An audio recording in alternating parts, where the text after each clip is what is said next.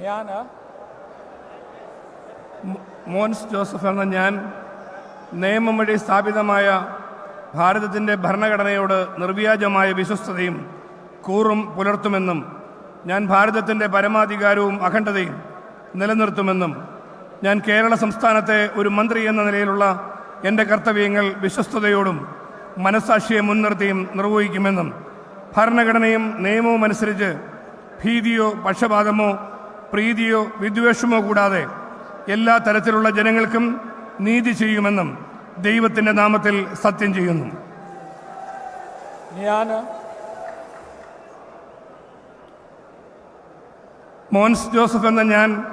കേരള സംസ്ഥാനത്തെ ഒരു മന്ത്രി എന്ന നിലയിൽ എൻ്റെ പരിഗണനയിൽ കൊണ്ടുവരുന്നതോ എൻ്റെ അറിവിൽ വരുന്നതോ ആയ ഏതെങ്കിലും വിഷയം അങ്ങനെയുള്ള മന്ത്രി എന്ന നിലയിലുള്ള എൻ്റെ കർത്തവ്യങ്ങളുടെ മുറപ്രകാരമുള്ള നിർവഹണത്തിന്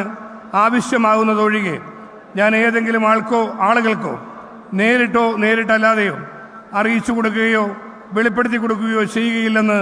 ദൈവത്തിൻ്റെ നാമത്തിൽ സത്യം ചെയ്യുന്നു.